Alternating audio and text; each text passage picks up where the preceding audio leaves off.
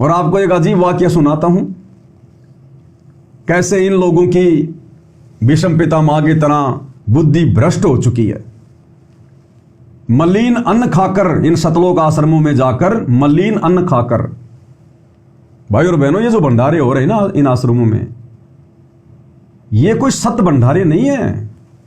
इन आश्रमों में जाकर भंडारा खाकर आपको सद्बुद्धि नहीं आ सकती।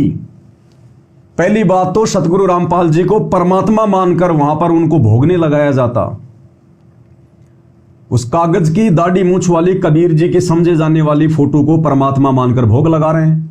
अब वो तो मुर्दा है, निर्जीव है, बेजुबान है, बेजान है, वो कहां से उसको शुद्ध कर देगी भोजन को? कहां से उस भोजन को प्रसाद बना देगी? जो फोटो ना चलती ना बोलती, कुछ नहीं करती वो। तो पहली बात तो इनका भंडारा सफल नहीं, इनका भोग संपूर्ण नहीं। दूसरी बात भाई और बहनों, मर्यादा में कोई नहीं है, यह आप और हमें अच्छे से पता है। सतलोक आश्रमों से जुड़ी हुई कोई भी आत्मा वर्तमान में पूर्णतया मर्यादा में नहीं है। ये लोग आश्रमों में जाते हैं तो भगत बन जाते हैं, आश्रमों से घर पर आते हैं तो ये जगत वाले बन जाते हैं। ये सारे काम करते हैं, ब्याह शादी में जाना, खाना पीना, अपने काम धंधे में बेईमानी करना, ठगी करना, सारे काम करते हैं ये। और फिर वहां जाकर ये दान भी करते हैं, वहां जाकर ये लोग दान धर्म भी करते हैं। कोई ज्योति करवा रहा है, कोई पाठ करवा रहा है, तो इनकी मर्यादा तो है नहीं। हर प्रकार का ये काम धंधा कर लेते हैं। उस काम धंधे में कोई नेक नीति नहीं, कोई ईमानदारी नहीं। 2, 4, 5% भगत अगर ईमानदारी से भी काम कर रहे हैं तो मिक्स तो सबका हो रहा है वहां पर। अब एक व्यक्ति तो ऐसा है, हमने यहां देखा जयपुर में, दीपावली के दिन वो गन्ने बेच रहा है, रोड पे खड़ा होकर रुक के मार रहा है, पूजा के लिए ले जाओ गन्ने, ले जाओ गन्ने। और मैंने आपको दीपावली के समय एक वीडियो बना के दिखाया था किस प्रकार से वो रंग बेच रहा है, वो पटाखे बेच रहा है। तो है कोई मर्यादा? है कोई नेक नीति की कमाई? और यही पैसा ये लोग फिर जाकर दान पेटी में डालते हैं। इसी पैसे से फिर वहां पर लड्डू जलेबी और बर्फी बनाई जाती है। तो वो अन्न खाकर सद्बुद्धि नहीं आ सकती, दुर्बुद्धि ही आएगी, दुर्बुद्धि। तो उस भंडारे से अब ऐसे तो बहुत सारी घटनाएं घटती हैं, बहुत सारी, लेकिन मेरे सामने 1-2 आई, इसलिए मैं आपको बता रहा हूं।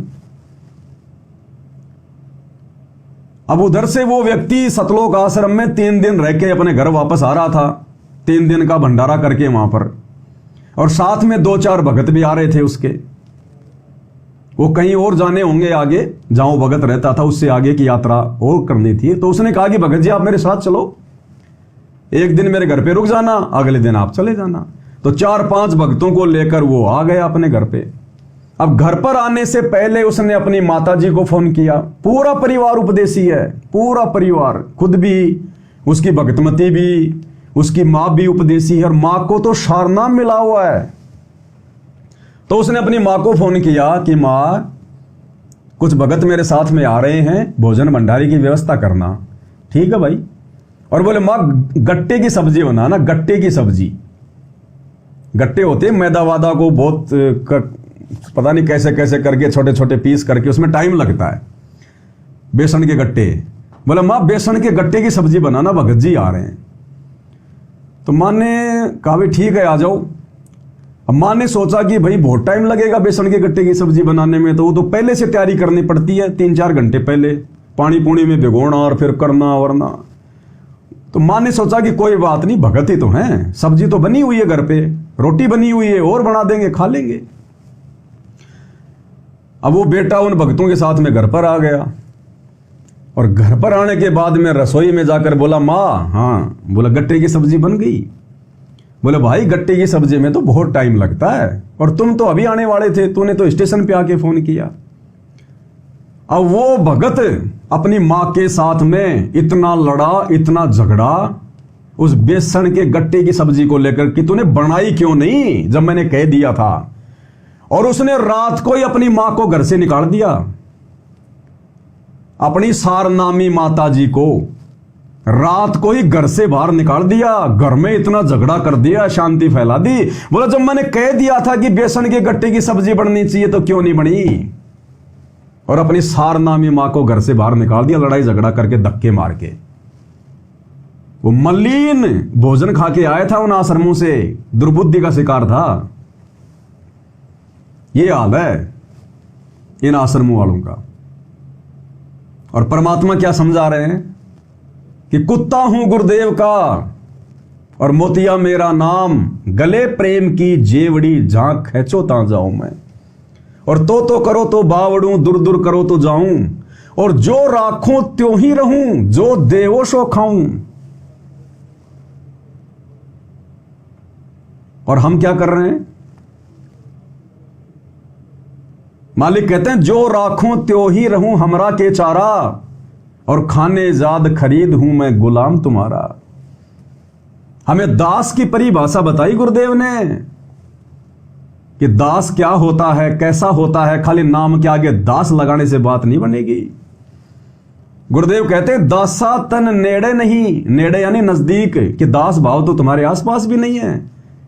और नाम धराओ दास, पवन दास, फलाना दास, और दासा तन तुम्हारे आसपास भी नहीं है। दासा तन नेड़े नहीं, नाम धरावे दास, और पानी के पिए बिना कैसे बुझेगी प्यास। अरे मर्यादा में रह के भक्ति किए बिना, गुरु के वचनों को आत्मसात किए बिना, भगत के 16 श्रृंगार धारण किए बिना तुम दास भाव में कैसे आ सकते हो? नाम के आगे दास रखवा लेने से कोई दास नहीं बन जाता। अब्राहिम सुल्तान को उदाहरण दिया गुरुदेव ने। अब्राहिम सुल्तान बहुत बड़ा राजा था, लाखों की संख्या में दास और दासियां रहा करती थी। तो एक बार ऐसे कोई दास लाया था वो, तो उसने दास से कहा कि भाई दास तू क्या खाएगा? तो उस दास ने हाथ जोड़कर नीचे गर्दन करके अधीन भाव से कहा कि हे मालिक, दास की कोई इच्छा नहीं होती, मैं आपका दास हूं, आपका गुलाम हूं, मेरी कोई इच्छा नहीं है। जो मालिक खाने को दे देगा वही दास को सहर स्वीकार्य है। अब्राहिम सुल्तान बड़ा प्रभावित हुआ उसके दासातन से, उसके अधीनी भाव से। फिर अब्राहिम ने कहा कि भाई तू क्या पहनेगा, तू कैसे कपड़े पहनेगा? उसने कहा कि हे मालिक, दास की कोई इच्छा नहीं होती। मालिक के फटे पुराने कपड़े, मालिक के पहने हुए कपड़े दास को मिल जाएं, दास उन्हीं में सब्र करता है, संतोष करता है।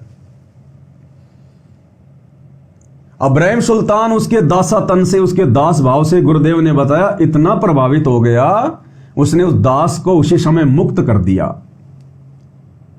कि भाई जा, मैं तुझे मुक्त करता हूं। और दास को उसने फ्री कर दिया, छोड़ दिया उसने। तो इसी प्रकार भाई और बहनों, जब हम दास बन जाएंगे तो हमारा मालिक, हमारा सतगुरु गुरुदेव भगवान हमें इस काललोक से मुक्त कर देंगे, फ्री कर देंगे, स्वतंत्र कर देंगे कि जा बेटा, बैठ जा सामने विमान में और चल सतलोक। और हम तो अपनी मां के साथ में गट्टे की सब्जी को लेकर धक्का मुक्की कर रहे हैं, लड़ाई झगड़ा कर रहे हैं। मां जिसने 9 महीने गर्भ में रखा, अरे उसको तो सारनाम मिला हुआ था। और नालायक तू भी भगत है। मां बाप अगर उपदेश भी नहीं ले रहे हैं और आप अगर भगत हो तो भी माता पिता का ऋण हमारे ऊपर है। हमने ऊंची आवाज करके भी अपने माता पिता से कभी जिंदगी में बात नहीं करनी चाहिए। आंख दिखाकर भी कभी अपनी मां से, अपने बाप से हमने बात नहीं करनी चाहिए।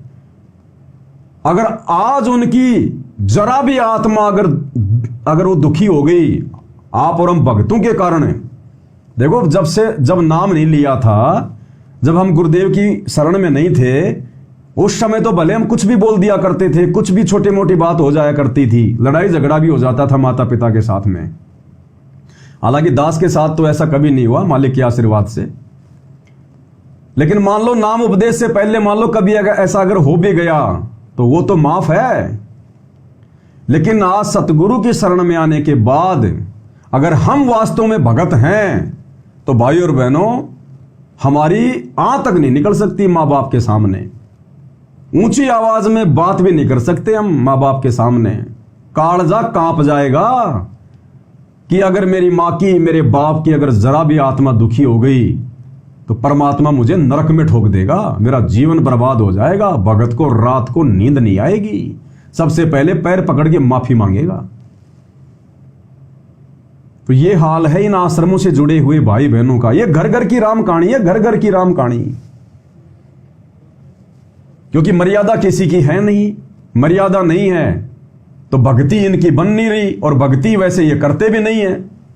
ये तो खाते पीते उठते बैठते नाचते गाते इनके सारे काम चल रहे हैं। हो गई तो ठीक है, नहीं कोई दिक्कत नहीं है। तो ये हाल है भाई और बहनों। तो आप और हम सत्सेवक भाई बहनों के ऊपर जो रजा हुई है गुरुदेव भगवान की, विशेष